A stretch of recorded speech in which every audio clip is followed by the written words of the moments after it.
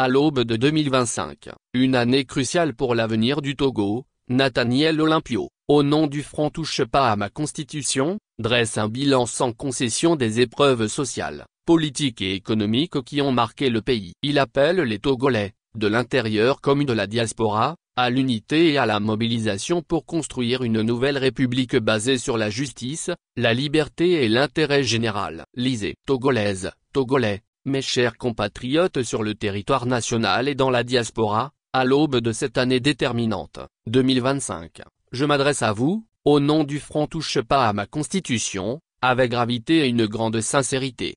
Personne ne l'ignore, l'année qui s'achève a été particulièrement éprouvante pour notre peuple, tant sur le plan social que sur celui des libertés publiques et de la vie politique. Je ne peux donc me contenter de vous présenter des vœux de circonstance, accompagnés des litanies habituelles, qui ne reflèteraient pas notre pénible réalité du moment.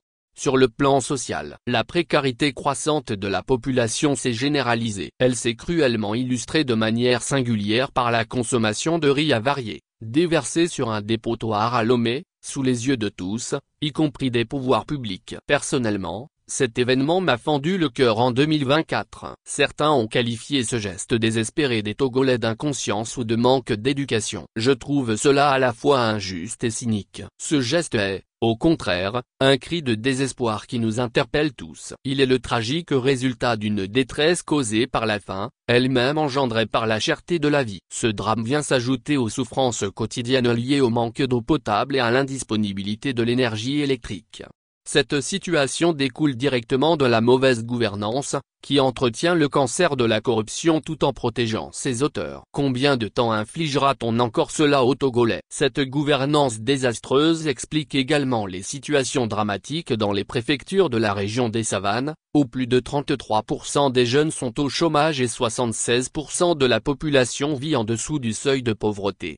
Même à Lomé, la pauvreté ne cesse de croître, atteignant désormais 34%. Les politiques sociales annoncées chaque année ne sont que des déclarations de pure forme, sans lendemain pour les Togolais. C'est dans cette atmosphère morose qu'est survenue la tragédie de l'effondrement de la passerelle d'Agoé, qui a coûté la vie à 8 de nos compatriotes. J'ai une pensée, profondément émue, pour toutes les victimes. Ce drame illustre une gouvernance qui a perdu de vue l'intérêt général. Pendant que nos familles s'enfoncent inexorablement dans la misère, Faure Gnassingbé se prépare à célébrer en grande pompe ses 20 ans au pouvoir, issu d'un coup d'État, et à commémorer la disparition de son père, le général Gnassingbé Eyadema, qui a laissé un Togo socialement délabré, économiquement exsangue et politiquement divisé, pour reprendre les mots de l'actuel secrétaire général du gouvernement.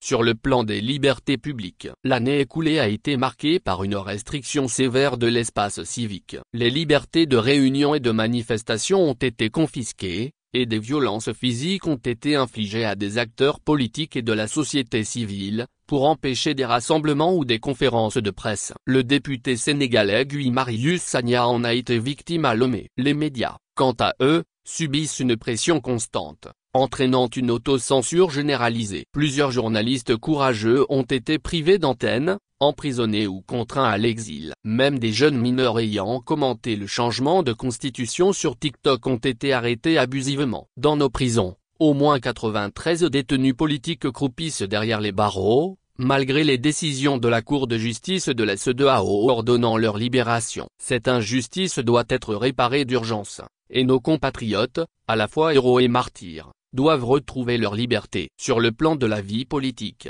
l'événement le plus marquant, qui a franchi toutes les lignes rouges, c'est le changement de la Constitution dans des conditions illégales et illégitimes, sans consultation du peuple. Tout le monde l'a compris, le passage à un régime parlementaire vise uniquement à permettre à Faure Gnassingbé de conserver le pouvoir indéfiniment tout en supprimant l'élection présidentielle tant attendue par les Togolais.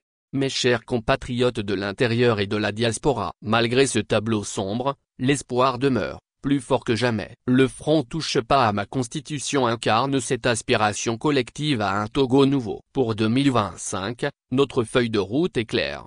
Mettre un terme au désordre constitutionnel. 2. Libérer tous les détenus politiques. 3. Mettre en place une coalition nationale pour une transition démocratique dans le but de refonder une vraie république. 4. Offrir aux Togolais une gouvernance centrée sur l'intérêt général. Notre stratégie repose sur 3 piliers. une résistance pacifique et organisée, en créant les conflits, en dehors de toute forme de violence. Une collaboration avec toutes les forces vives de la nation avec lesquelles nous partageons les mêmes objectifs et avons des stratégies communes. Le rôle de la diaspora y est déterminant. Une mobilisation nationale et internationale pour soutenir notre transition démocratique indispensable. Nos parents et nos grands-parents, du nord au sud, se sont battus pour arracher des mains des colons l'indépendance de notre pays. C'est au tour de notre génération de faire son devoir et de libérer le Togo des mains de la dictature néocoloniale que nous subissons tous. J'appelle chaque Togolaise et chaque Togolais à prendre sa part, courageusement, dans ce combat historique. Rejoignez nos comités citoyens, participez à nos actions de mobilisation, documentez et dénoncez pacifiquement les abus. Chaque geste compte, chaque voix compte. C'est sur vous que je compte. L'unité est notre force, notre diversité est notre richesse, et notre détermination sera notre victoire. Mes chers concitoyens, l'histoire nous regarde, droit dans les yeux. Après 58 ans de ce régime dynastique et féroce, le temps du changement est enfin arrivé. Il est à notre portée, et nous le cueillerons, non par la violence, mais par la force de notre engagement et de notre sens du devoir. Ensemble, construisons un Togo où la volonté du peuple est respectée, où les ressources nationales profitent à tous et où nos enfants peuvent rêver d'un avenir meilleur. Que Dieu bénisse le Togo et protège son peuple en marche vers 2025, l'année de sa libération.